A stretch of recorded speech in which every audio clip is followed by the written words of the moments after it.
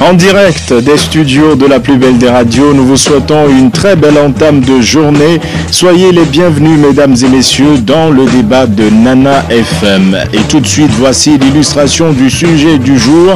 C'est avec Maître Isabelle Améganvi, présidente du groupe parlementaire ANC.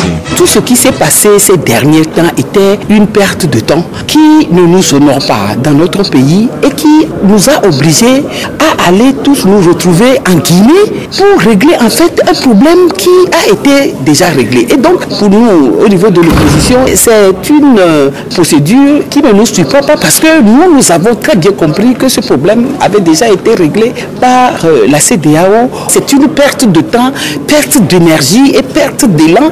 Nous aurions pu faire l'économie de tout ce qui s'est passé et qui n'honore pas notre pays. À mon sens, c'est maintenant que la CENI véritable, telle que l'a définie la CEDEAO depuis le 31 juillet, va être formée et donc pour l'heure maintenant, il revient à ceux qui ont été nommés et à toute la CENI, lorsqu'elle sera mise en place de manière paritaire et inclusive, de faire ce travail professionnel. Donc nous attendons que la CENI soit mise effectivement sur pied pour voir comment cela va se passer. La suite, c'est que ceux qui ont été nommés vont prendre fonction effectivement et commencer à travailler sur l'organisation d'élections libres, démocratiques et transparentes. À l'instant, Isabelle Améganvi qui s'est exprimée à l'issue de la nomination de Francis Pedro Amouzou comme 5e et dernier représentant de l'opposition parlementaire au sein de la CENI. Tout est allé très vite hier et donc l'interrogation qui est la nôtre ce matin est la suivante.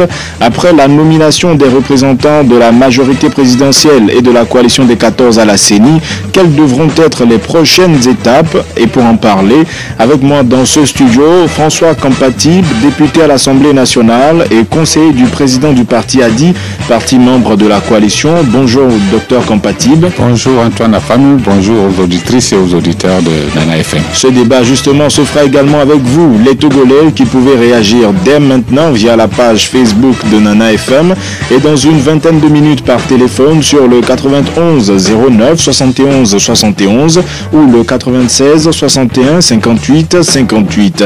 Avec Stan Teko à la mise en onde, je m'appelle Antoine Afamou. Après la nomination des représentants de la majorité présidentielle et de la coalition des 14 à la CENI, quelles devront être les prochaines étapes? C'est le thème du jour. Alors, docteur François Compatib, encore une fois, tout est allé très vite hier. Très peu de personnes s'y attendaient parce que le blocage à la CENI semblait être un gros nœud dans la crise togolaise. Comment est-ce que les choses se sont précipitées autant? Bien, en fait...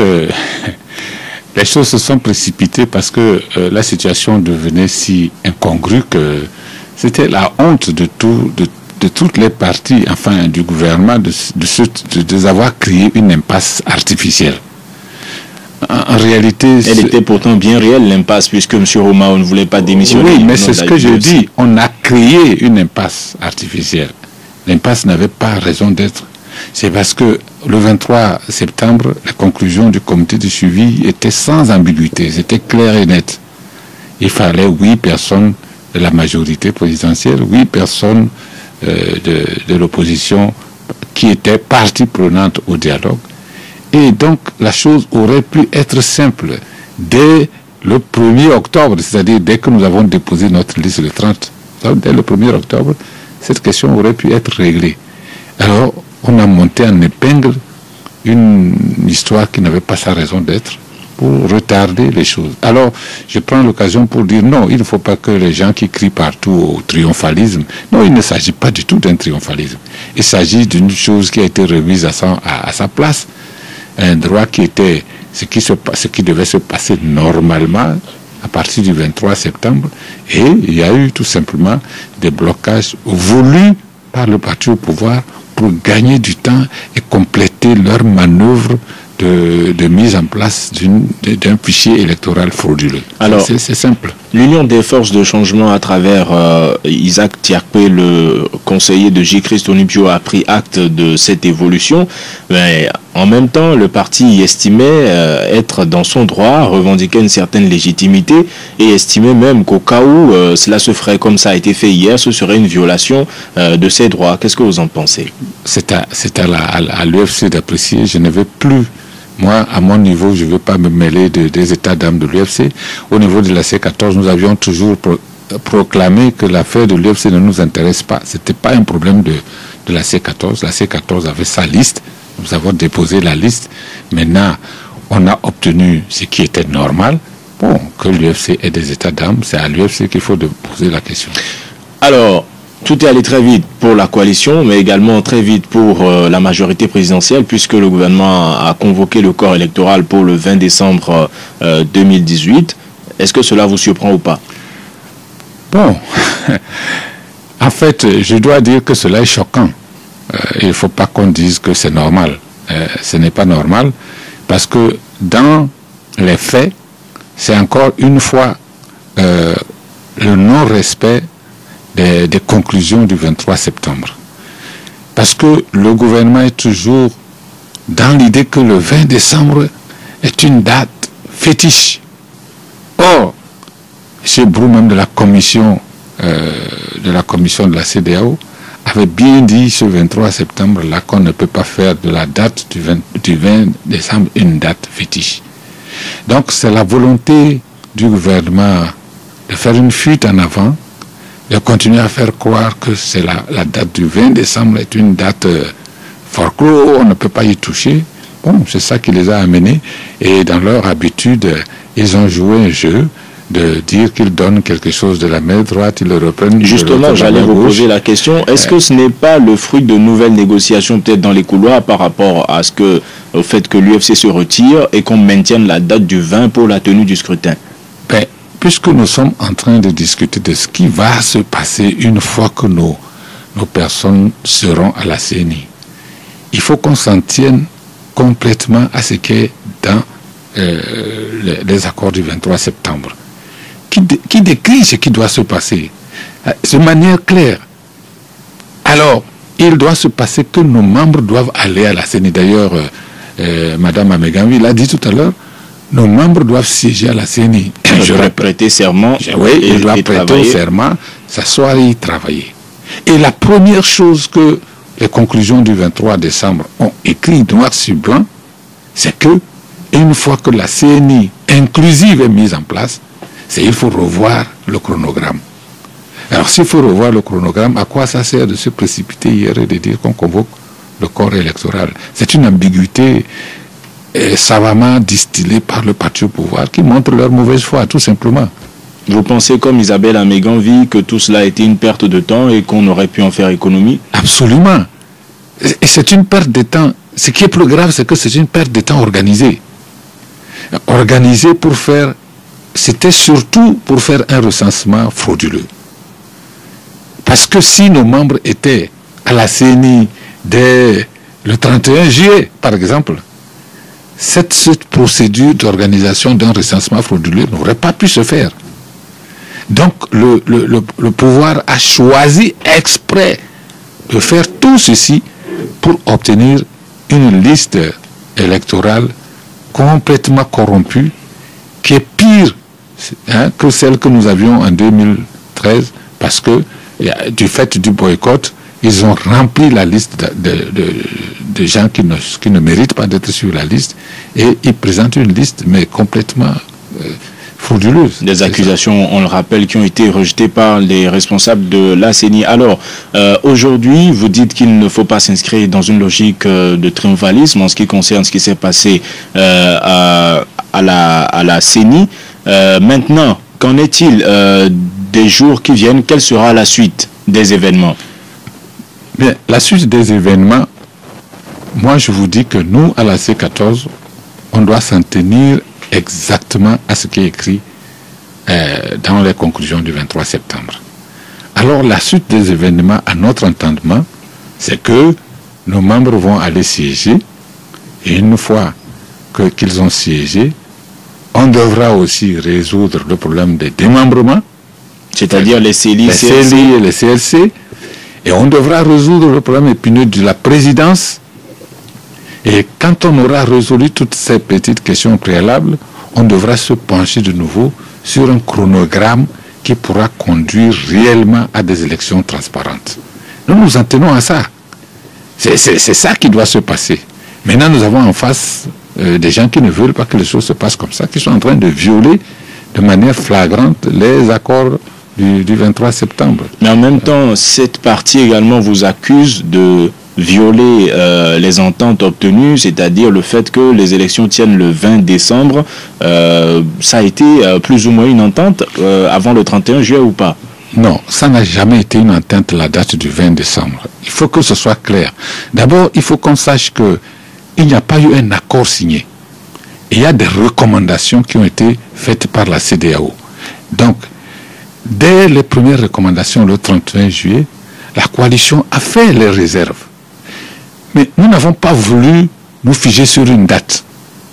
C'est-à-dire, nous avons dit, il faut que toutes les conditions soient réunies pour des élections transparentes. Et nous avons dit, il faut un recensement électoral correct. Il faut que les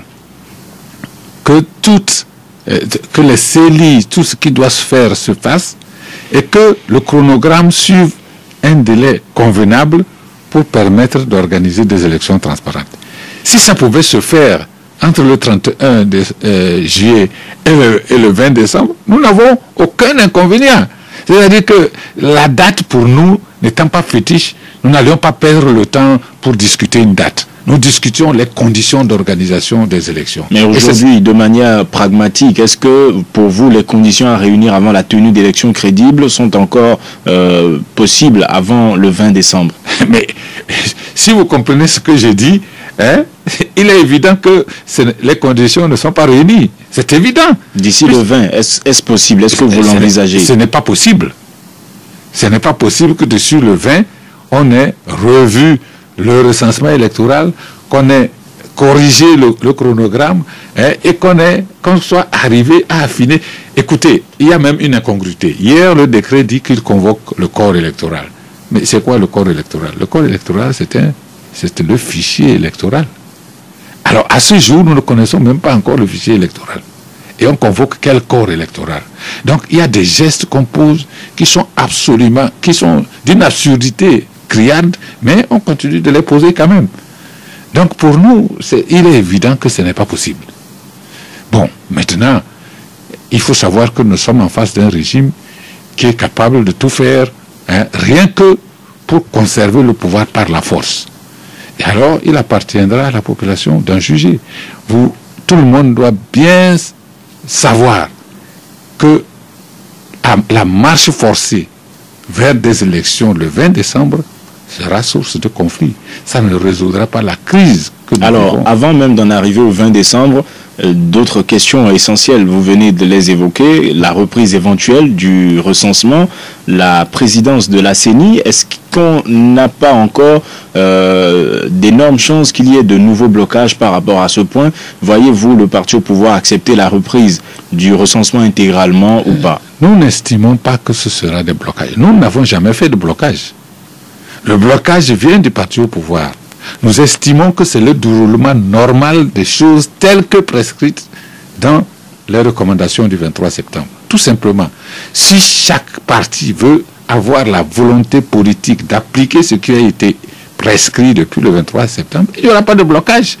S'il y a blocage, ce sera encore le fait du pouvoir. Ce n'est pas notre problème. Nous voulons que les choses se passent exactement comme les accords l'ont prévu et la crise sera résolue. En Guinée, il y a quelques jours, est-ce que cette possibilité a été évoquée, l'éventualité de la reprise du recensement? Alors, je veux être très prudent. Je dois vous dire, vous avez vu le communiqué de la C14. Nous nous en tenons à ce qui a été dit dans ce communiqué, qui est que nous avons exposé nos craintes et nos points de vue au niveau de la facilitation. La facilitation a promis faire des consultations et revenir avec des recommandations conformes plus ou moins à ce que nous avons dit.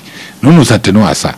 Nous ne pouvons pas... Donc pour le moment, rien n'a été décidé. Pour le moment, rien n'est décidé dans ce sens et il est prématuré de spéculer là-dessus. Pareil pour la présidence de la CENI, vous auriez souhaité une personnalité neutre, même un étranger, si jamais il n'y avait pas de consensus autour d'un Togolais? Oui, vous voyez que la présidence est capitale. On a dit que c'est une CENI inclusive et impartiale. Alors nous avons 8, ils ont 8. S'ils prennent un président qui est de leur bord, le déséquilibre est déjà évident. Ils ont 9 et nous on a 8. Pareil s'il est de votre bord. Pareil s'il est de notre bord. Donc il y a nécessité que les deux partis s'asseyent pour trouver un consensus sur la présidence.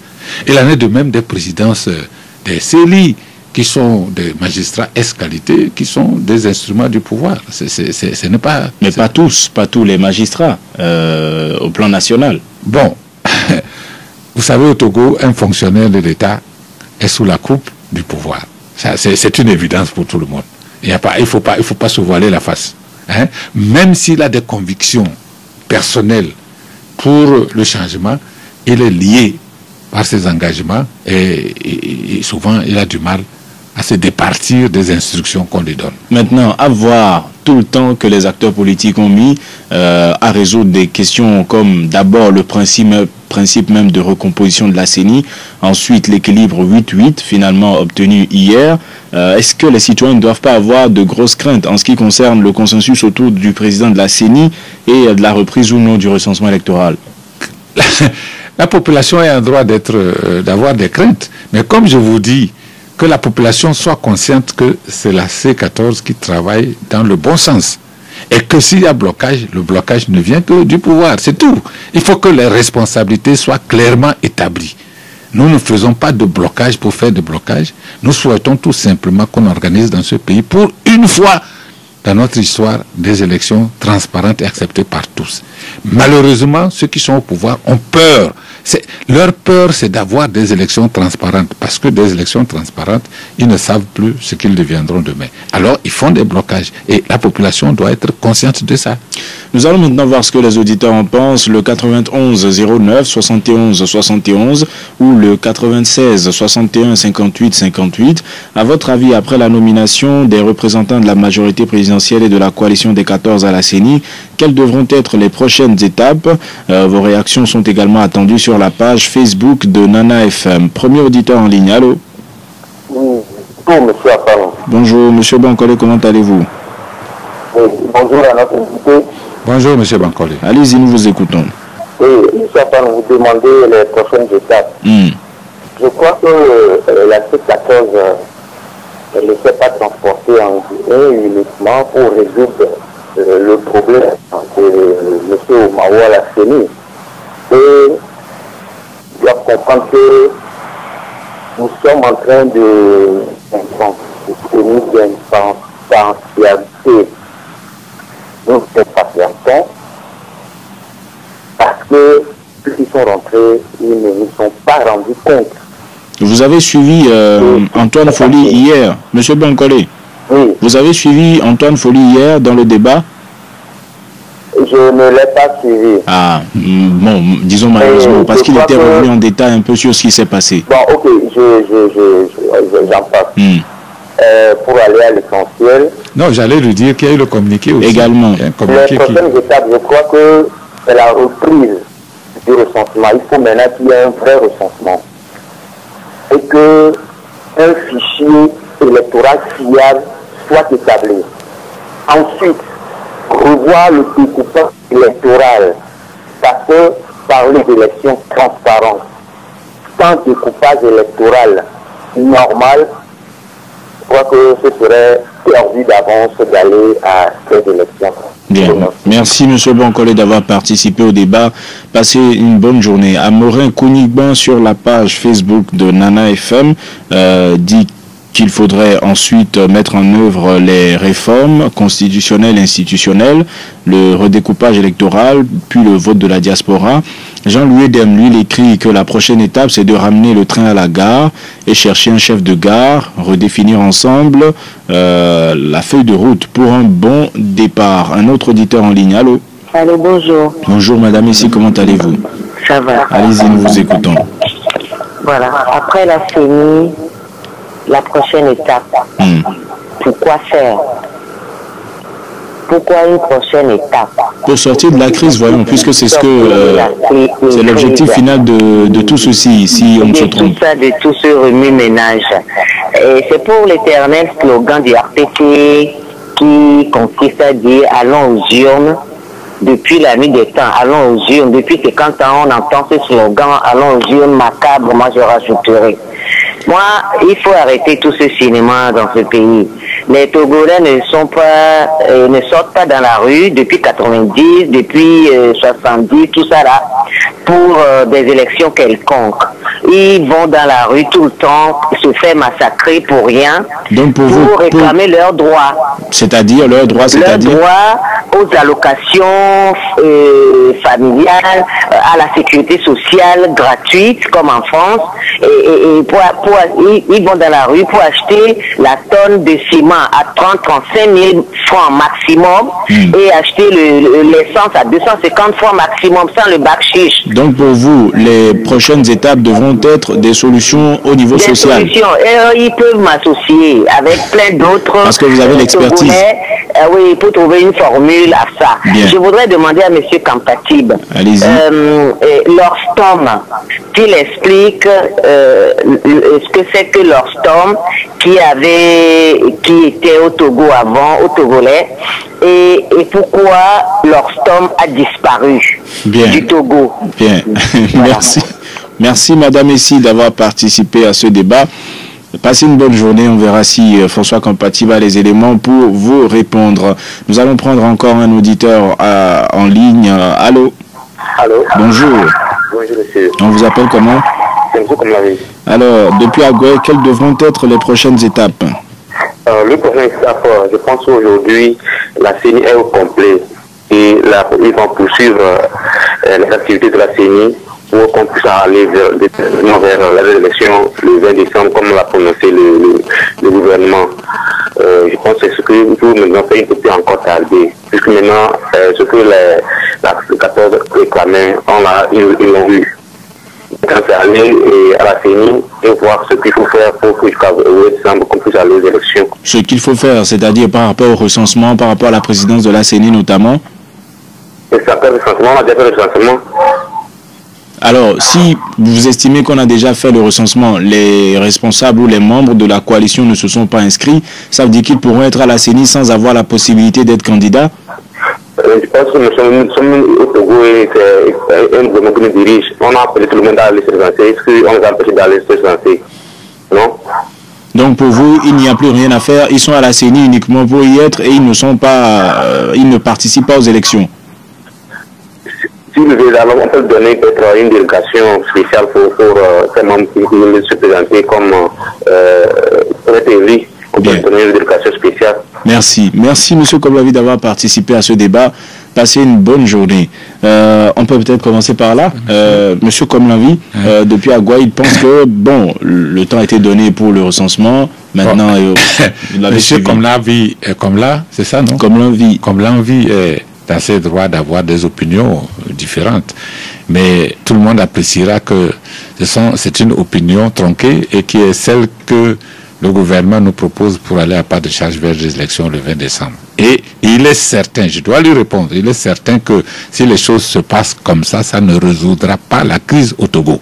Ça c'est clair, parce que ce sera encore une fois comme les élections qui sont passées par le passé et qui n'ont jamais résolu la crise.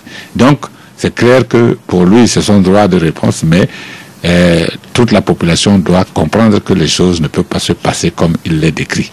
Madame Essi dit que les préoccupations des Togolais ne sont pas des élections, mais un mieux vivre social. Et elle vous a posé une question sur l'Orstom. Bon, l'Orstom, j'en ai un souvenir très vague. C'était un institut de recherche qui avait été mis en place par la coopération française, je crois, et qui s'occupait de faire des recherches sur les faits sociaux, de proposer des solutions, etc. Je ne sais pas comment ça s'est fait pour que cet institut qui était de la coopération française soit fermé. J'ai connu des gens qui travaillaient à l'époque, mais vraiment je n'ai pas un grand souvenir de ce qui s'est passé. Maintenant, quand elle dit que les Togolais marchent pour les faits sociaux, oui, c'est vrai que le Togolais a envie d'une vie meilleure. Mais vous voyez, une vie meilleure passe par une gouvernance correcte. Et nous sommes gouvernés par des gens qui ne font pas les choses comme il faut pour que le panier de la ménagère augmente. Donc, les choses sont liées. Il n'y a pas un pays qui évolue tout seul pour donner la sécurité sociale à aux gens. C'est un gouvernement qui décide de toutes ces choses-là. Et justement, ce que nous cherchons, c'est qu'il y ait des réformes qui permettent à un gouvernement qui sera en place, que ce soit un gouvernement choisi par le peuple pour résoudre ses problèmes quotidiens.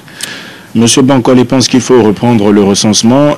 Kossi Thomas est dit sur la page Facebook de Nana FM dit que les prochaines étapes doivent être la nomination des membres de la C14 dans les CELI et CLC, la reprise du recensement et autres avant les élections. Sinsou Sokerou écrit que la nomination d'une personnalité neutre à la tête de la CENI devrait être la prochaine étape, puis la reprise du recensement électoral. Un autre auditeur en ligne. Allô? Oui, allô, bonjour. Bonjour, on vous appelle comment? Monsieur Kodjo de Tokopita. Allez-y, nous vous écoutons. La prochaine étape, c'est ce que M.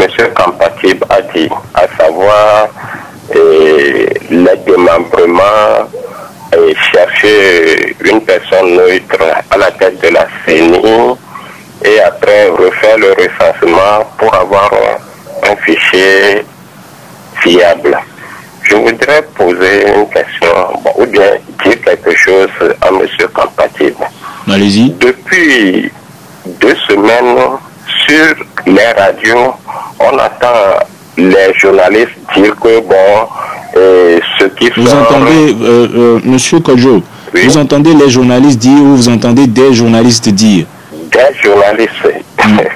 Allez-y maintenant. Des journalistes disent que on va vous accorder 3 jours pour faire, pour enrôler vos militants.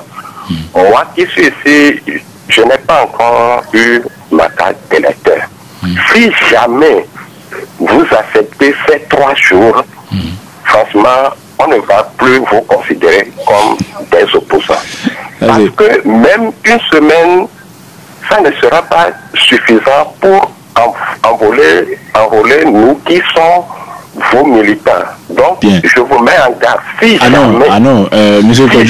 Monsieur Kodjo, Monsieur Kodjo, ça sera plus pire que... Monsieur Kodjo, est-ce que vous m'écoutez? Oui, je vous écoute. Il n'est que 7h45, hein, le soleil est là, profitez de la journée, pas de menace. On sait comment nos opposants fonctionnent. Bien, merci.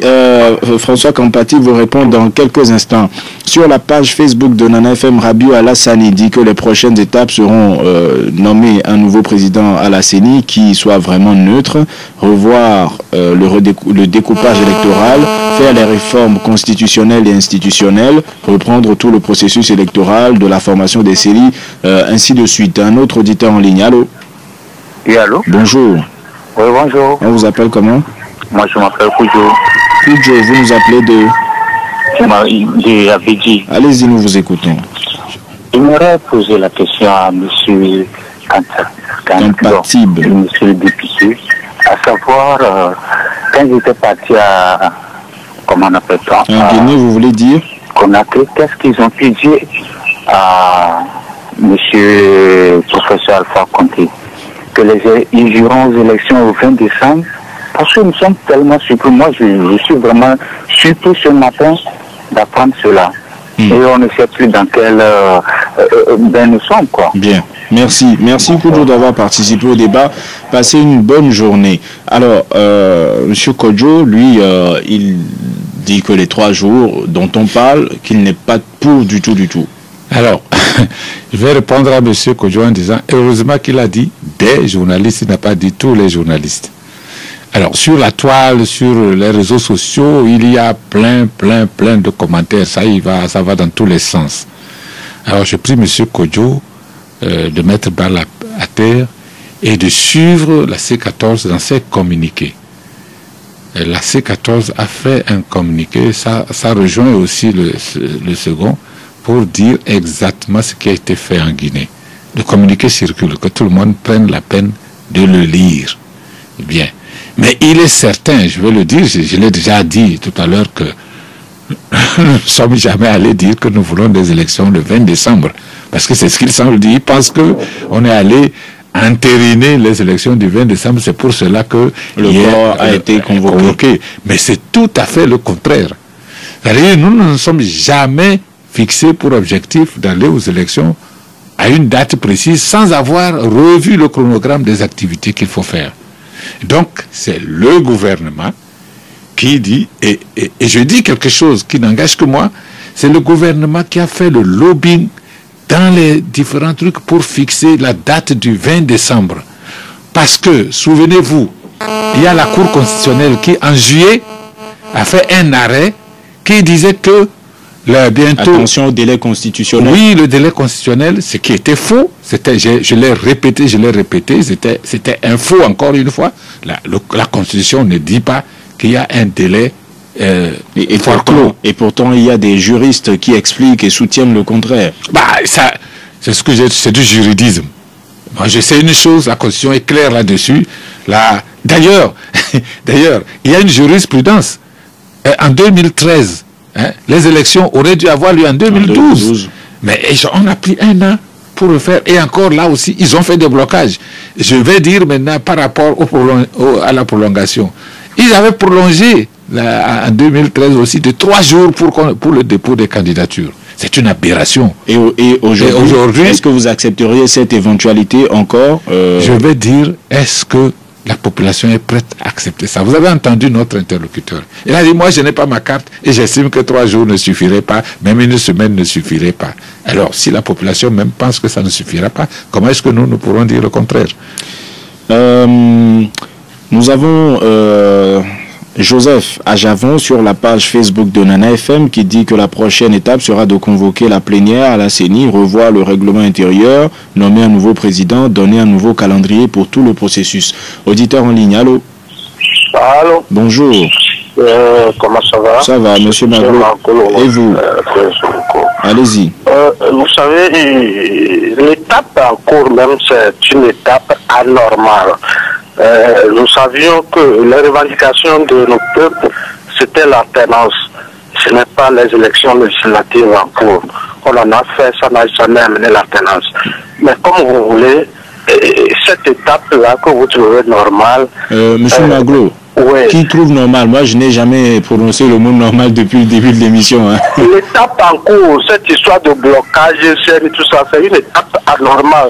C'est le RPT unique qui nous a amené à cette étape-là. Et bon, quelle devrait être la suite maintenant, si on suit votre raisonnement? Tout d'abord, je remercie la C14 d'avoir tenu tête. Et on a fait partir les messieurs de l'IFC. Maintenant, quelle devrait être la prochaine étape? Tiapé et compagnie doivent regagner leur monastère. Et le Togo sera quitté. La prochaine étape, celle qui est très très importante. Certains auditeurs l'ont un peu touché du doigt, mais moi, c'est pas ça. C'est le recensement à reprendre dans toute son intégralité. Ce n'est pas 2 jours, 3 jours, on doit reprendre. Même ceux qui l'ont déjà fait doivent le refaire. Pourquoi je dis ceci? Je le dis parce que l'élément qui devait même, la machine à fraude est déjà mise en place. C'est-à-dire les cartes qui ont été déjà faites là, c'était des machines à fraude. Mais monsieur Maglo, vous avez écouté, certains citoyens pensent que le temps a été donné pour tout le monde d'aller se faire enregistrer et que maintenant éventuellement on ne peut qu'accorder quelques jours supplémentaires. Nous savons ce que cela veut dire. Ça, c'est le RPT unique qui nous amenait tout doucement à collaborer avec sa machine à fraude. Bien, donc, merci. Cette machine, si l'opposition, nos leaders acceptent qu'on leur accorde même 1 an pour poursuivre le processus qui est en cours de fraude, moi je vous dis, je pensais même à ne même plus participer à ces élections. On doit reprendre les cartes, le recensement dans toute son intégralité. Merci monsieur Maglo. C'est très important. Merci d'avoir participé au débat. Passez une bonne journée. Il va un peu dans le sens de ce qu'a dit monsieur Kodjo. Maintenant, si d'aventure le parti au pouvoir s'opposait à la reprise intégrale du recensement électoral, quelle serait votre réaction? Comment envisagez-vous la réaction de la CEDEAO? Est-ce qu'elle irait dans le même sens ou plutôt en faveur de la reprise intégrale? Alors, si je m'en tiens aux différents intervenants, les gens ont clairement établi ce qui doit être fait normalement à partir d'hier et pour la suite. Ça veut dire que la population est consciente de ce qui doit être fait. Mais en même temps, je pense que toute la population est consciente que le parti au pouvoir ne va pas dans ce sens. Alors, j'entends quelqu'un qui a dit, si on dit 3 jours que les leaders acceptent, nous serons contre les leaders. Moi, j'ai l'habitude de dire, nous ne sommes que les porte-parole de vous, la population. Et donc la population doit être mobilisée et prête à réagir contre une situation qui est anormale et qui fait qu'on va encore aller d'élections frauduleuses en élections frauduleuses. Alors c'est pour cela que je dis, ni la CEDEAO, ni un quelconque étranger ne viendra nous résoudre le problème togolais si les Togolais eux-mêmes ne prennent pas conscience qu'ils doivent résoudre leurs problèmes. Donc nous, à la C14, nous sommes des porte-parole. Aujourd'hui, je suis content, sur 5 ou 6 intervenants, les gens ont compris comment est-ce que les choses doivent se passer. Mais maintenant, comment nous allons faire pour défendre ces acquis? Comment nous allons faire pour que les choses se passent comme ça? Eh bien, la réponse se trouve dans les mains de la population. Et c'est pour ça que nous avons dit qu'il est impérieux de recommencer les manifestations, de remobiliser la population. Et c'est pour cela, d'ailleurs, que nous avons dit, comme le leader n'était pas là, il était prématuré de faire la manifestation demain, mais pour le samedi 17, que les gens se préparent pour mobiliser et faire pression. C'est la seule chose qui est susceptible de faire changer les choses. Est-ce que cela veut dire que le désaccord avec le PNP au sujet des marches est réglé? En fait, en principe, ce n'est pas désaccord. Nous l'avons toujours dit, nous sommes à 14, Antoine Fouly l'a dit hier, il ne faut pas que les gens dramatisent quelque chose qui n'est pas dramatique. Nous sommes 14, il est normal qu'à un moment donné, un dise non, ceci ne me convient pas. Souvenez, ça s'est passé l'année dernière, il y a eu une manifestation à laquelle l'ANT n'avait pas participé. Donc, ce n'est pas un désaccord, c'est normal, c'est des choses normales qui peuvent arriver. Mais nous pensons que ça devra se corriger parce que le dernier communiqué du PNP disait qu'ils attendent de voir qu'est-ce que les experts vont faire sur le fichier électoral.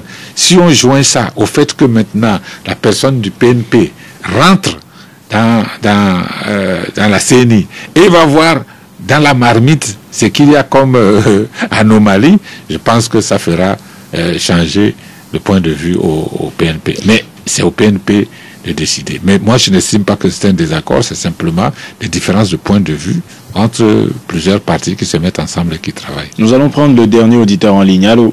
Allô? Bonjour. Bonjour. On vous appelle comment? Max. Max, allez-y, nous vous écoutons. Docteur Kampati, bonjour. Bonjour, monsieur Max. Bon, pour moi, la solution est simple. C'est de reporter toutes les élections en 2020, législatives, locales, présidentielles. On prend le temps de tout faire posément. Mais vous savez très bien que le parti au pouvoir n'est pas pour cette logique. Le parti au pouvoir n'est pas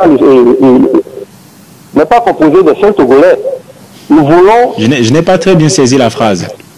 Je dis le parti au pouvoir. Oui. Ce ne sont pas seulement eux qui composent les Togolais. Je comprends, oui. Allez-y, je vous ai entendu maintenant. Voilà. Bon, et pour terminer, ce matin, j'ai entendu sur votre antenne le fameux Tiapé qui est encore intervenu pour l'UFC. Je voudrais qu'il se rappelle sa promesse. De se retirer de la politique. Lui ne va jamais faire la politique.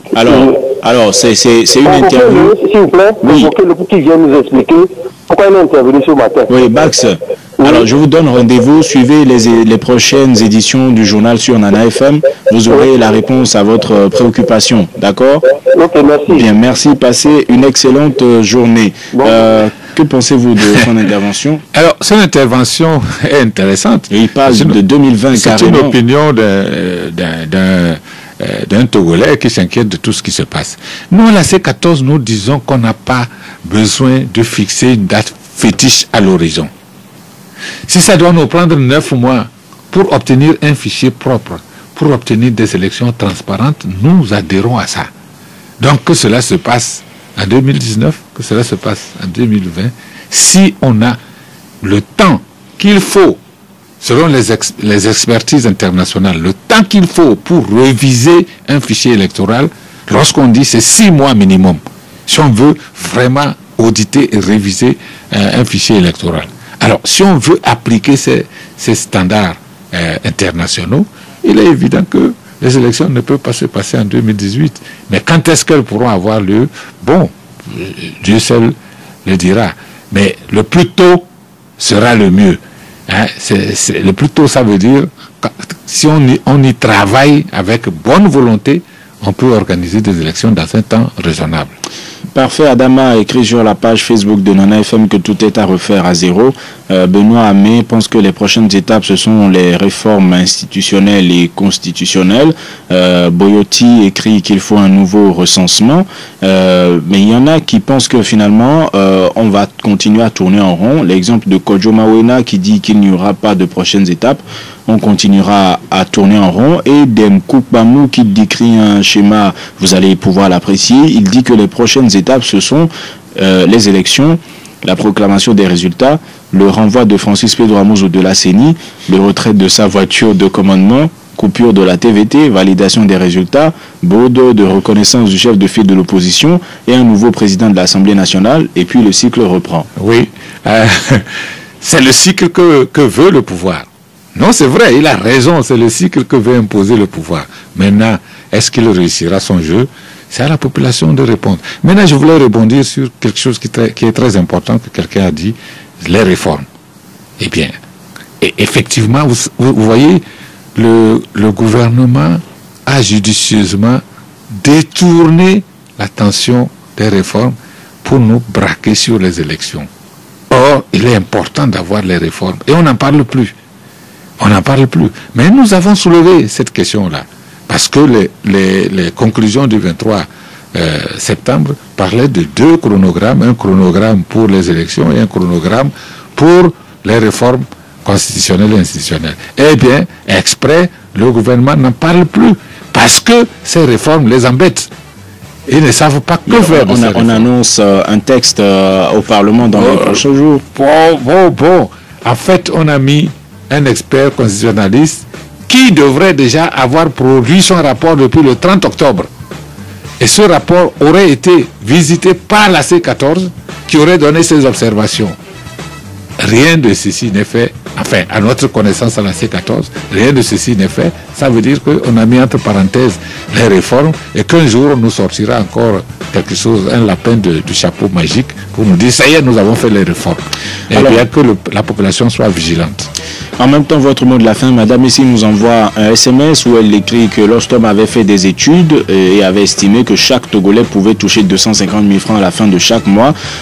Aujourd'hui, est-ce que vous êtes confiant par rapport à la suite du processus? En une trentaine de secondes, votre mot de la fin. La confiance que nous avons à la suite du processus dépend de la mobilisation de la population. Nous faisons ce que nous pouvons, mais je le répète toujours chaque fois que je passe à une antenne, tant que la population ne prend pas conscience aiguë de ce qui se passe. La dernière fois, la marche du Togo debout, on a encore observé le phénomène d'Abekota où les gens étaient à leur balcon et nous applaudissaient au passage. Et tant que ce sera comme ça, les Togolais, vous n'obtiendrez pas ce que vous voulez. Merci. Il faut que les Togolais prennent conscience de ça et nous obtiendrons. Merci François Compatible d'avoir accepté notre invitation. Je rappelle que vous êtes député Adi, conseiller du président de ce parti, parti membre de la coalition. Ce débat ainsi s'achève. Merci à vous auditeurs de l'avoir suivi. Merci à vous qui avez participé par téléphone comme par internet. Vous êtes d'ailleurs de plus en plus nombreux sur la toile à nous suivre. Stan Teko était à la mise en onde. Je m'appelle Antoine Afanou. Nous vous donnons rendez-vous lundi matin dès 7h15 pour un nouveau débat. Mais d'ici là, vous aurez droit à une rediffusion demain dans l'après-midi à partir de 15h. Très bonne journée à vous. 95.5 Nana FM.